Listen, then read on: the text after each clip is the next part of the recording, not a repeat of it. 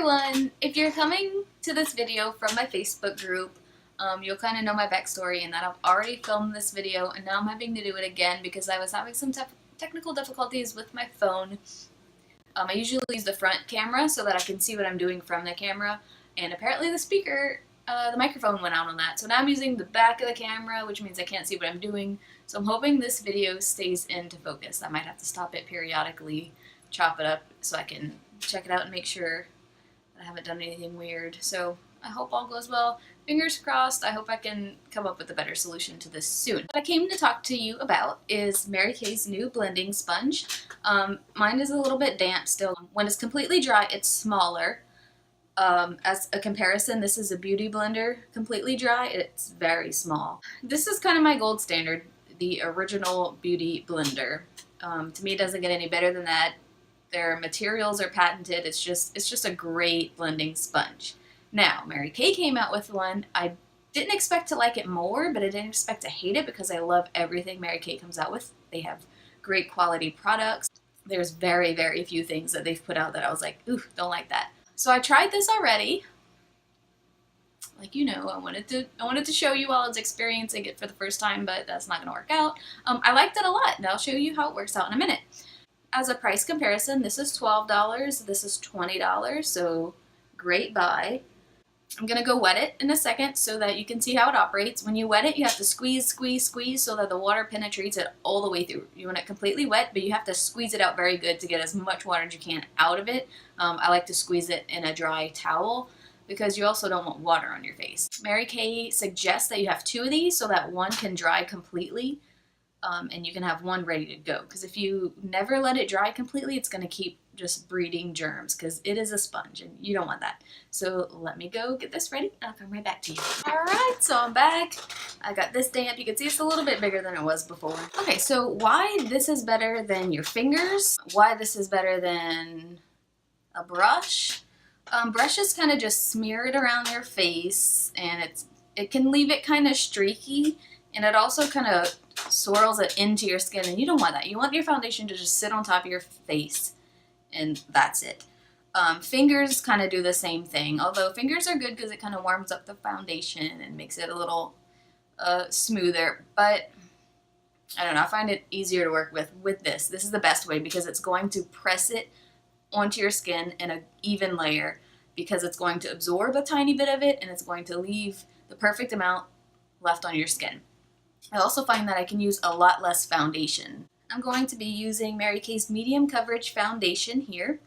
My shade is Ivory 100. This is the shape of it. It's very flat on this and like completely flat, not round at all. It's got this groove so you can hold it this way and use the pointy end, or hold it this way and use the flat end.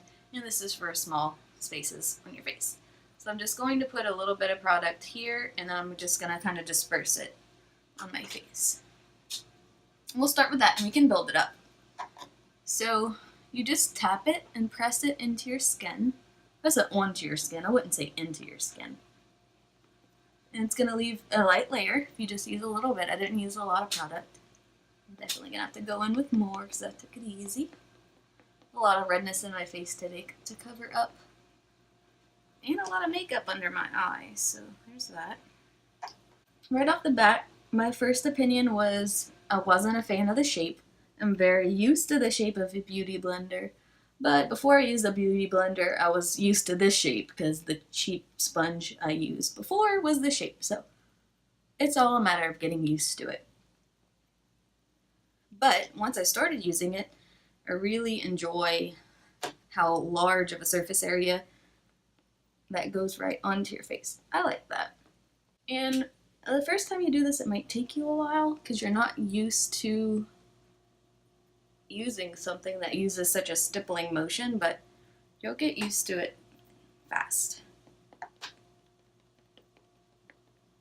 Make sure you're getting all the way to your hairline. I like to use this rounded space of it for right above my eyebrows, because if you use the flat end, it might be hard to get close without going on your eyebrows. So this was kind of a fun bonus, I guess. I have noticed Now, unless it's my eye makeup, because I did use a lot of eye makeup, it might be my eye makeup. I'm just hoping that this is not pieces of the black on my skin. I think it's just my makeup. Another thing I liked a lot was when I use the Beauty Blender, I don't like using it on my neck because it jabs you. So I usually just use a fluffy brush because it doesn't have to be so perfect, and I just smear it around on my neck because you need foundation on your neck. This, since it's so flat, it doesn't bother my neck area.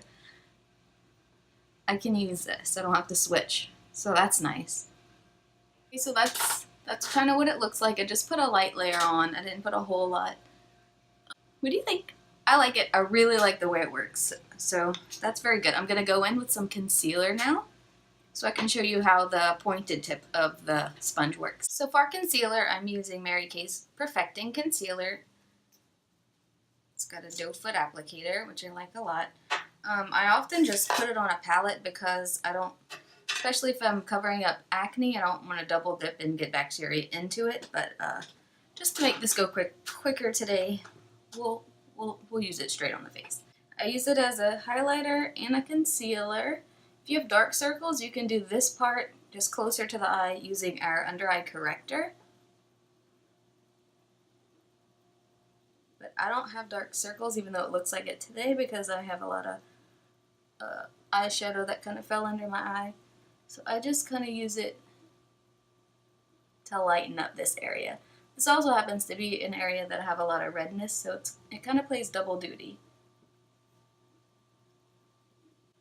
Getting close to the eye area, so that's good. We're just stippling. I'm also using it to kind of clean up. Remove redness, clean up. I love this concealer. I can't say enough good things about it. I'm also going to put some down the bridge of the nose. Tapping gently. We're not smudging or smearing, we're tapping as to not disturb any foundation underneath or bring back any acne spots. If you have an acne spot, use the gentlest little tapping.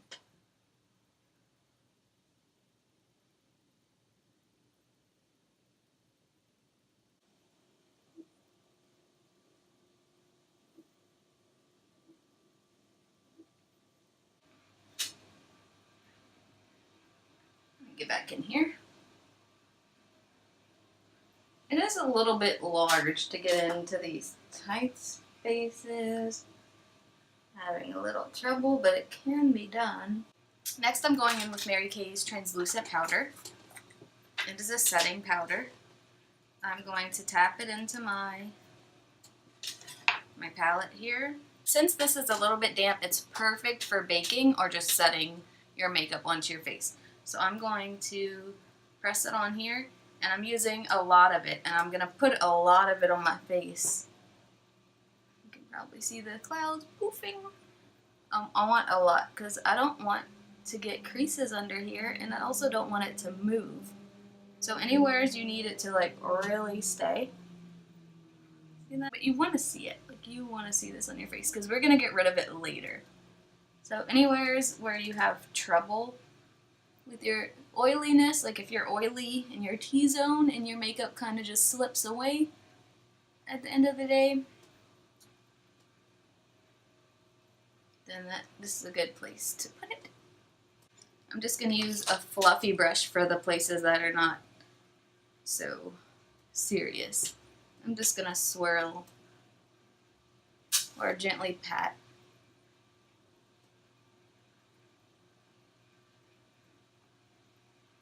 Wherever I want it. Because I don't want to really see it, I just want it to be there. I'm going to do the rest of my face. I'm probably going to just speed through this part.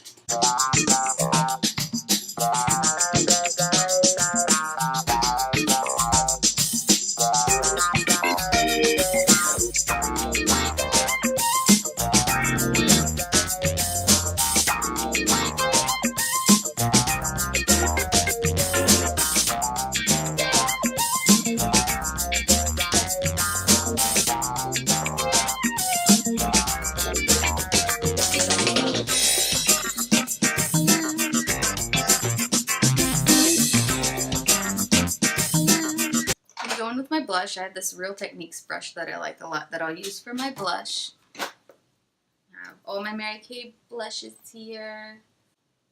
Let's go with a little strawberry cream. I think that's what this is. I don't know. Tap into that, tap it off. And I like to just tap it on because I don't want to disturb any of my makeup underneath, especially on days where I have acne. This is an airbrush foundation brush, but I'm going to use it to sweep away the translucent.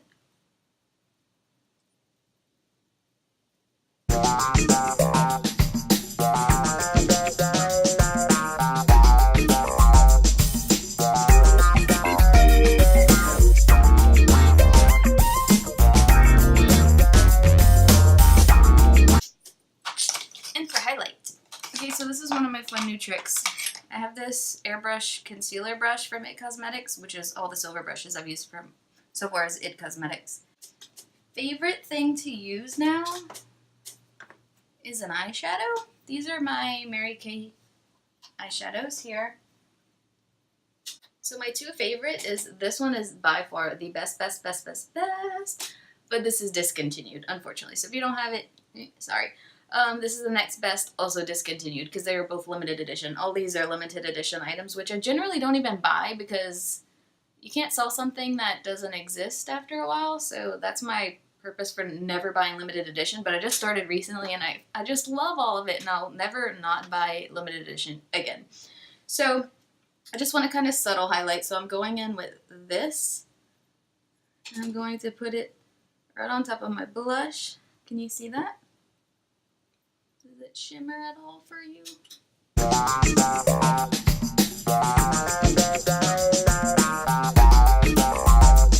So this is our new Gel Semi-Matte Lipsticks. I haven't opened this one yet, so I'm very excited.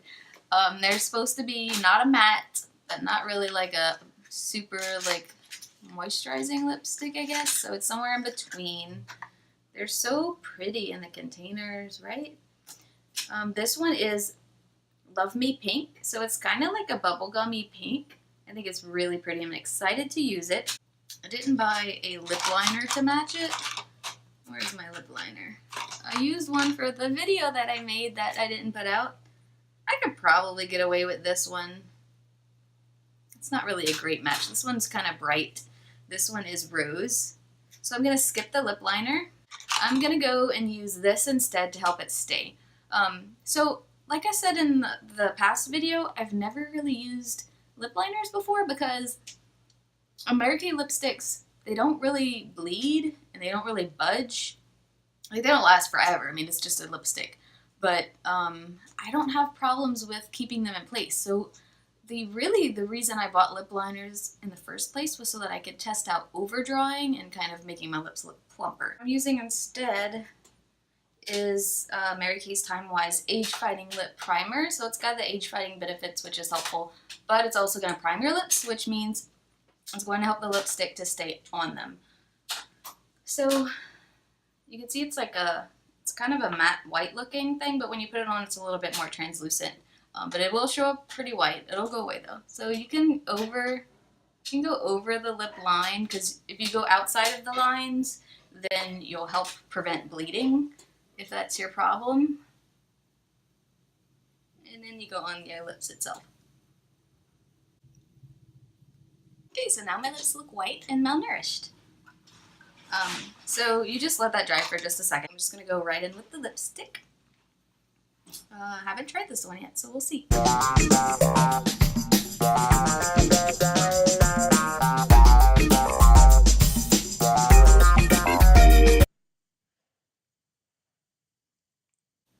Alright, I like this one a lot.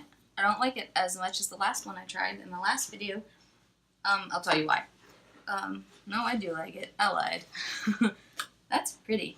Okay, so the last one I used was Raspberry Ice, and it was like a, even though it doesn't look that way, it's more of a bright pink rather than like a bubblegum pink.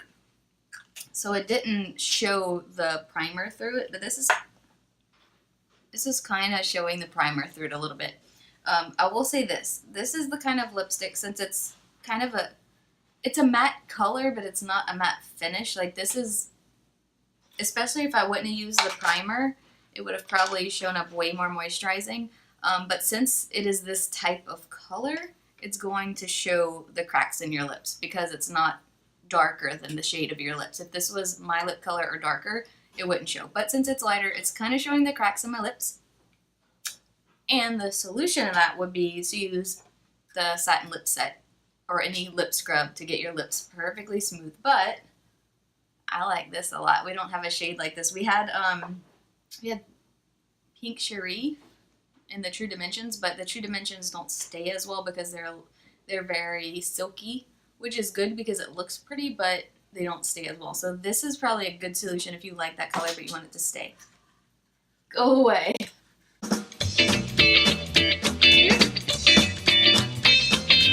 Okay, I like this. I like this a lot. It's more of a trendy color, and Mary Kay doesn't always do trendy, so this is fun. I didn't put anything on the bottom of my lashes, so I'm going to do the lower lash line.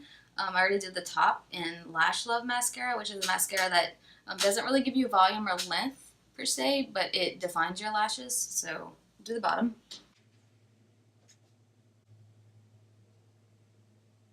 So once you're all finished, you're just going to set your face. I'm going to use Mary Kay's setting spray. It's going to help all the powders and everything you've done to just kind of meld together. It's going to help it to stay longer and not to move so much. So you spray it, it makes a very fine mist. So it's not going to make your face wet. It's just going to kind of dampen it. So let's do the spray. And then you're going to want to quickly dry it off using my favorite birthday card. Alright, so I hope you learned something. I'm very excited about the new stuff. I still have a lot of lipsticks I want to try out. I have a lot of lip liners I want to try out. I can't think of what else we have that's new off the top of my head, but I know we have some new limited edition stuff coming out soon, so I'll keep you guys updated. Thanks for watching.